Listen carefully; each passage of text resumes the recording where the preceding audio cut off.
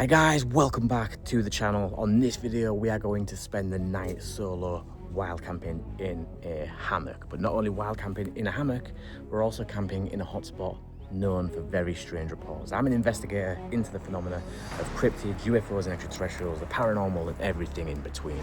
Stay with me guys throughout this video as we dive deeper into what is happening in these national parks based here in the UK. Without further ado, kick back, relax and enjoy.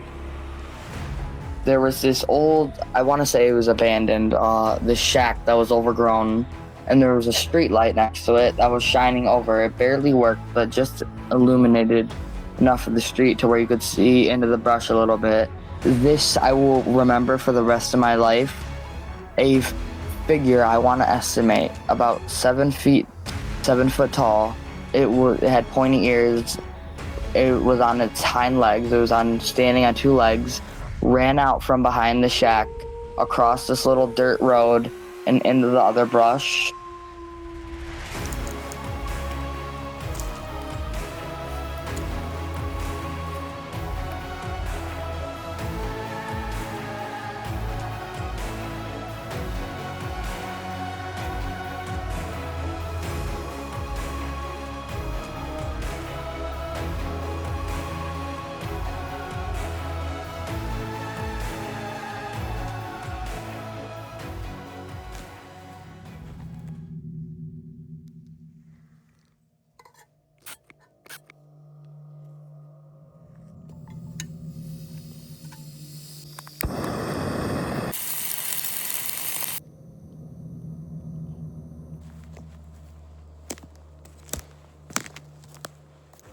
Yeah, I've spoke about this many times before on the channel, about the different phenomena that are out there, things that people are reporting, and which one I think would be the most terrifying.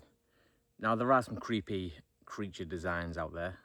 You know, some people do come back with some horrific, terrifyingly detailed stories of, say, mantis beings that look like praying mantis or, you know, bipedal grasshopper type creatures that wear a cloak.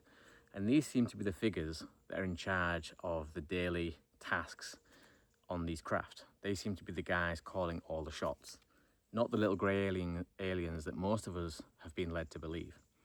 Now, that must be terrifying. Whether it's true or not, I don't know. Would I ever like to bump into one? Absolutely not. Can you imagine waking up in the middle of the night? Maybe you live out in a really remote area. Maybe it's a homestead, a ranch of some kind, and your nearest neighbours are 5, 6, 10 mile away. All of a sudden your room is illuminated with a really weird, ominous blue glow. Your eyes start to clear, your head starts to clear, and you're now starting to become more alert to this light in your room. And stood at the end of your bed is a 7 to 8 foot tall, bipedal, cricket-looking thing. Can you imagine the adrenaline, the panic that would be running and coursing through your veins at that moment in time? You would still think, probably, that you're dreaming. But then all of a sudden you feel paralyzed and you feel the cold air on your face as you get escorted or frog marched onto this ship. Now it's becoming more real. Now you're starting to feel more of your senses kick in, i.e. the breeze on your face, the texture of their hands, and you realize very quickly that it's not a dream and you are in fact wide awake. This is the thing of nightmares, right? Now, is everybody lying? Is everybody jumping on the bandwagon to try and get their 5 minutes of fame? I don't know.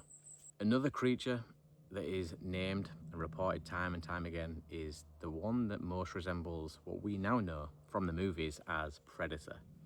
Now, this is one of my personal, favorites when it comes to scare factor. Is it true?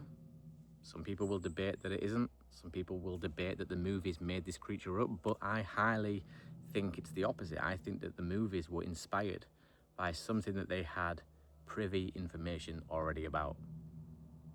If this creature, if this being is at all true, if people have experienced what they say they have experienced, this would be my number one fear. We're talking about a being or a creature that can move from tree to tree without making a sound, jump great distances, has all the statistics and behavioral patterns of a predator, as in that it stalks the people it's watching. It tries to loop around and sneak up from behind. These are all things that we know here on Earth that predators use to lure in their prey or kill their prey. More famously, cougars, mountain lions, they'll do the same thing. They'll stalk somebody before they just jump on them and pounce. You won't even know that they're there most of the time. Now you add to that the fact that this thing is able to blend into its surroundings almost like water. It has this transparent, translucent shimmer, camouflage, sophisticated technology that it's using to blend in with the surroundings. There are stories coming out of America where hunters have been out on multiple day camping trips with their buddies, and for whatever reason, one of them's decided to take the hike back to camp, start setting up, preparing food, while the other has decided to stay out and enjoy the rest of the evening's hunt. And what's happened in a lot of these stories is both men, when they basically meet up at the end of the night back at camp, have told of their encounters with this being. Now, for that to have happened must have meant that it was going between one and the other. It was checking out the guy hunting, then it was going back to check on what the guy was doing, heading back to camp, and both of them have seen this creature, this being, and been terrified. Now, at any point with that ability to be able to camouflage to such an extent, it could have took any of them out of that equation. Nobody would have had any idea what happened. There'd be no trace. And maybe that has a lot to answer for, this, predator, transparent being. Maybe this creature that's walking through the woods, stalking hunters, stalking hikers, maybe he has a lot to answer for these missing people. I do believe that most incidents where we have missing people from national parks will be down to natural causes, freak accidents, but there are a large number of those people that go missing who are perfectly fine, perfectly fit and healthy, and aren't near water. I think the whole David Paulides missing 411 thing has everybody believing that in order for it to be mysterious, in order for it to be weird, they have to meet this now set list of criteria that David Paulides has set out. And I think David Paulides is onto something really special. I think he's a great guy. Never met him, never spoke to him personally, but I do enjoy his documentaries. However, I think there's a large group of people now that are willing to dismiss other disappearances simply because they don't fall in that criteria. That doesn't mean that they aren't weird. That doesn't mean that they don't need investigating or looking into further. There are a lot of incidences where people go missing really far away from water, and yet they're never found. They're never, there's not one single shred of evidence to say that they've left this planet, but yet there's not one single shred of evidence to say that they're still here. So let's not always, just follow that strict criteria that Paulides has set out. There are many cases where people go vanishing and they need looking into. Is it a creature? Is it a serial killer? Who is taking these people? How is it possible that somebody can vanish without a trace? If I take a tree from out of this area where I am now, in and amongst all the thousands that are already here, somebody with knowledge of this forest, somebody with great tracking ability would tell you that that's happened. And they would be able to tell you how recent that's happened, with how fresh the sawdust is around the tree and what tool I used to get the tree down. So how is it possible that a human being with friends and family, connections, shooting off in all different directions, wearing clothes, items that could be left behind, footprints, fingerprints, you name it, weapons, ammunition, all these things tie someone back to a certain time in a certain place on a certain date, but yet it's all gone. Nobody knows anything about this person or where they've gone or where they've ended up. So the ticks are really bad again this year. I'm pretty sure that they're getting smaller and smaller every single year. Like last year was bad. I think the year before that was even worse. But yeah, every year they're getting smaller. It's like almost transparent little critters just crawling on your skin. That's an alien, right? That's got to be an alien. Why the hell would something exist And its only life cycle, its only course or purpose in life is to burrow into other people's skin or an animal's flesh and suck its blood. Fill itself up full of blood, fall off, in some cases leaving that host with a disease, and then it repeats that cycle. That is just absolutely wrong on every level. And if you look at those things, oh wow.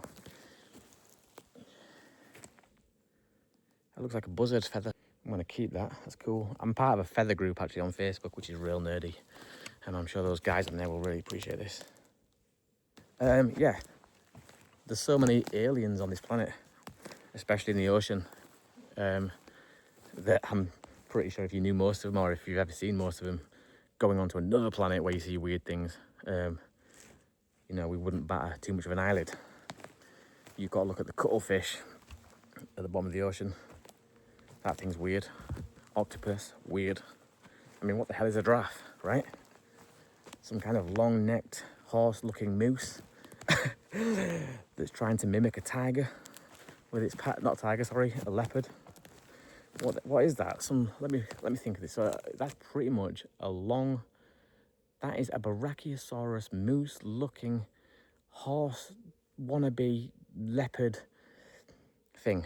Yeah, weird, but it exists. There are some wacky creatures on the planet. It's a fascinating place that we live, and I think most people take that for granted. But crazy old place, man. Crazy old place. She was a year old, but she was still a puppy, and she would run circles around you, and I'd use the flashlight to keep an eye on her. And we were walking home, and she took off running, snarling and growling and barking at something that she saw in the field. So Kaylee is barking and growling and carrying on, and I couldn't figure out what it was she was barking at because she very rarely reacted like that. So I took the flashlight and shined it in the field to see if I could set eyes on what it was she was barking at. I was thinking maybe a possum or, raccoon or whatever. And I noticed the corn stalks moving a little bit, and I kind of stopped and I flashed the flashlight on it, and I saw something shadowy there. And when I hit the flashlight directly on it, it stood up, 7 to 8 foot tall, dark fur, and it had the ears like a German Shepherd, and it had amber eyes.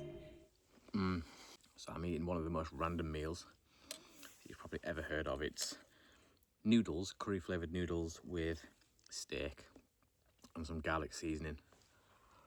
But my God, it is delish.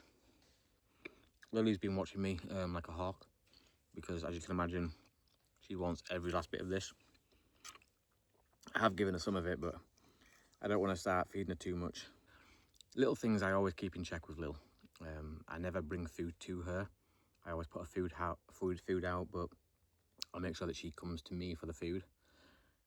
Just little things like this. If you're trying to train your dog, if you're trying to make your dog obedient, it's all mind games. They look out for weaknesses, and if you start bringing food to your dog, eventually they'll see you as the servant. Don't ever do that. And that's why Lil's so well trained, just because I do little things like that. And I always make her work for anything. If I ever give her a treat out of my hand, she has to sit, heel, stand, whatever it may be, to receive that treat. I never just give her it as a freebie. So it's a beautiful night. I was half expecting the trees to be swaying like the last time we was out, and it's quite a pleasant change, to be honest. That night was quite sketchy. Trees blowing everywhere, the hammock was going left and right, whereas now it's so still. Not a single branch, not a single leaf is moving. It's going to be a beautiful night. Don't know if you guys can see behind me. Hopefully that's a nice backdrop for you. Should anything pass behind me, you guys please scream at the TV because I can't see behind me. I actually want to put this camera down lower. Let me just try and alter this 1 second. Is this going to work? Probably not. So, yeah, if you guys... 1 second. Oh, that's weird. It stopped. Pretty much since the moment I've turned up, there's been like a real, I won't say loud, but it's definitely prominent. Like there's been this humming sound. And I've been in this area before, exploring, investigating, and behind me, if you keep walking maybe a few hundred meters this way, it comes out into a clearing, and right through this clearing is one pylon after the next pylon after the next. So I assume that that loud humming noise is electrical. There is a huge red and yellow pole in the ground that says high voltage electricity. So yeah, I assumed that that voltage or that noise was the voltage, but I don't hear it now. So I don't know what that was. If it is what I think it is, if it is the high voltage electricity, again, you go look at power plants around the world and type in, I don't know, type in the name of the power plant near you and UFO, I'll guarantee you'll find some kind of a story or report that's taken place around power plants. They seem to have a fascination with electricity, nuclear fusion, any kind of silo. These things attract strange phenomena. So maybe that explains some of the signs or reports that come from this area. I don't know. It's a creepy old place, right? Beautiful, magical, mythical, mysterious, enchanting,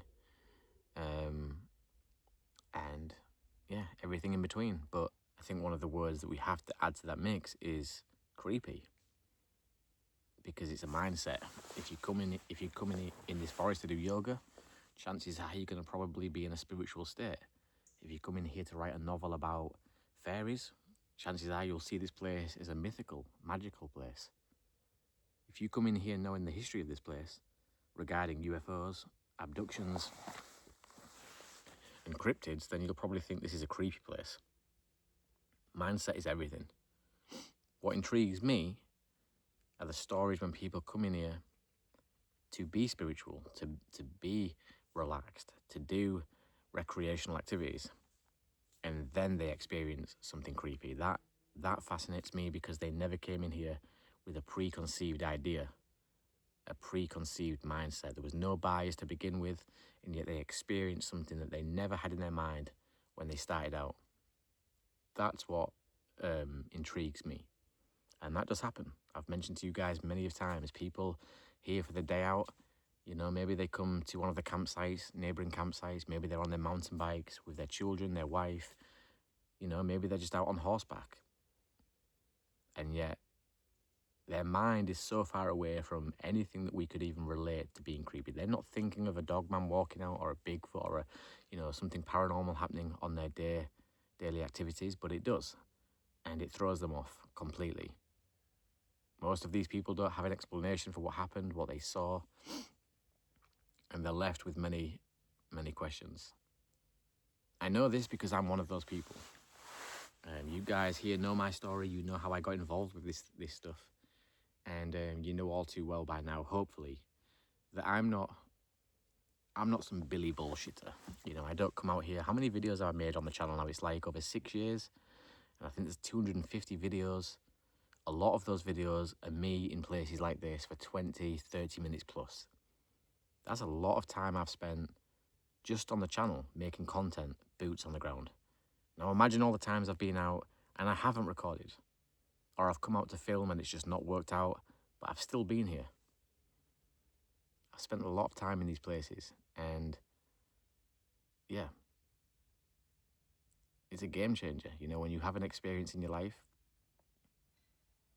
and it sets you on this route, this path for discovery, it never goes away. Like, you know, this flair, this passion I have talking about these things, it has peaks, it has troughs. Sometimes you're interested, sometimes you're not. But you're always there, you're always fascinated by what if. It never burns out completely. And that's probably why sometimes you see me drift off the radar for a week or two, because I get burnt out. And then I come back and I've still got the same passion that I've always had. These things never leave you. Once you've experienced them, they never leave you. And back to my original point, what I was just making, you guys hopefully by now know that I'm not a Billy bullshitter. The point I was making is I've got 250 videos, I think, maybe more. I've been in this game now for over 6 years, and very few videos have something worth talking about. Does that make me boring? Does that make me less of less of competition for everyone out there on YouTube smashing it, probably. But I think by the very fact that I am that way, by the very fact that my YouTube channel is laid out like this, where not much happens, you know, is what makes me believable. That's my selling point. People come here and they know that I don't bullshit. If I find something, I find something. If I don't, I don't. And the reason I'm like that is because I want genuine, legitimate answers. I don't want to force feed what isn't there. I don't want to make believe what I haven't seen. If it's gonna happen, it's gonna happen. And it has to be real when it does. You know, when I'm watching YouTube, before I did my own thing here on YouTube, I would always gravitate to those people who seemed legit, who didn't care whether they went out and caught something or not. They just wanted things to be real, authentic. And the only way to do that is be black and white. You know, sometimes I've had to go back and say to you guys, look, I messed up. What I thought was this was actually this. And there's been times when I've missed things and I've come back and said, guys, check this out. This is weird. That is what a real investigator does. We're always checking our own findings. We're always cross-referencing things that we've said. And that is how to go along with the pursuit of truth. If you start trying to force feed people, you know, narratives, if you try and make something be something that isn't, you won't last long. There is no longevity on YouTube unless people like watching the fake stuff, and there is an audience for that. Like, people do genuinely, even if they know it's fake, enjoy watching it. I know a lot of people that do that. I'm not doing that. I'm not. I got into this because I had a genuinely real experience in my life that's left me wanting to find out what the hell it was. I didn't get into this because I wanted views, likes, you know, comments, subscribers. And I do want that stuff now. I do want that now, but I'm very, you know, straight and narrow down the line. It is what it is. The reason I want the subscribers, the likes, the comments, and everything now is because this channel's growing. And I've got a different mindset from when I first started off. When I first started off, I really didn't care if I reached an audience of 2 people. It was my way of just documenting my investigations and being able to look back through my findings. Now that the channel's growing, I do want the audience because I think that more people in the world need to know about this stuff. There are people out there, even in today's world, 2025, that don't feel like they've got somewhere to share this information with. They feel lost, they feel helpless, they feel like an outcast. And that isn't good, right? That's not good when you feel like you're the only one with nowhere to turn about your experience. So the reason I want a subscriber base, and I'm not going to bullshit you guys, I want a subscriber base massive. I want views to be huge. I want likes and comments because it helps me grow on YouTube. And if I can grow to such an extent on YouTube that I can make this full time, why the hell would I not want to do that? You know, this is my passion. This is what I've been put on this planet for. Maybe the experience that I had was always meant to happen. I don't know. But the number one reason is that I want to give people a platform. If you go back through the earlier days when I first started out, you'll hear me say this repeatedly. You know, I'm always saying at the end of every video, please, wherever you are in the world, look after somebody else as well, because it's important to me that we do that. We build a trustworthy family of like-minded people, and we give them a platform where they feel safe. Not everyone's going to be right, not everyone's going to be wrong. Not everything that people say is going to make sense. It might be so wacky and out there that we just like roll our eyes, but at the end of the day, we give them the space. We give them the platform. If they become overpowering, then we warn them. We say, look, you've said your piece, people have made their decision or they've made their mind up on what they think, but let's roll on to the next video. Let's roll on to the next phenomena, the next, you know, piece of intrigue. But we always give people the respect that they deserve, right or wrong. And I think that's what people like about this channel as well. Right, anyway, I'm waffling. I've got a full belly now, so I'm going to go back to camp and I'm going to chill. I might even get in my hammock for a little bit. I might play some computer games. I brought my handheld computer out with me, which is cool. And I'm going to get Lily tied up. It's getting dark, so usually she will stay close by now anyway. But just having her on the lead is a peace of mind for me, so yeah. Thank you for listening to me waffle on. How still and how quiet is it? kind of silence where you can actually hear it. It's like that in your ears. It's so eerily quiet. No breeze. There's not a single leaf moving.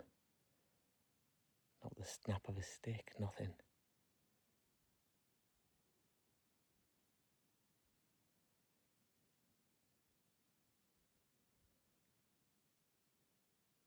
Deadly, deadly quiet.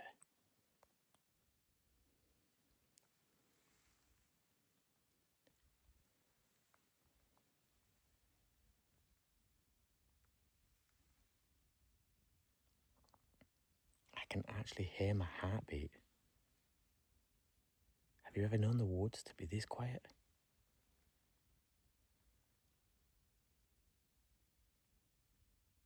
Insane.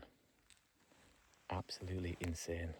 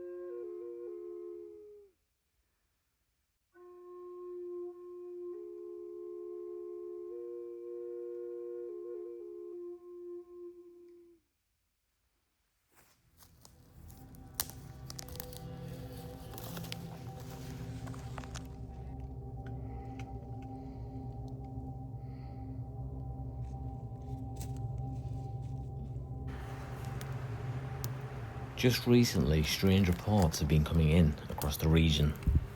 People have reported seeing strange lights in the sky at night, but also hearing strange sounds. And in some cases, people have been reporting strange figures where there shouldn't be any. Many believe the surge began after the recent wildfires. Habitats have been disrupted and the balance of the land has shifted. In the weeks ahead, I'll be heading out to these affected areas to investigate whether it's displaced wildlife or something far stranger. The reports are increasing and I need to find out what's happening.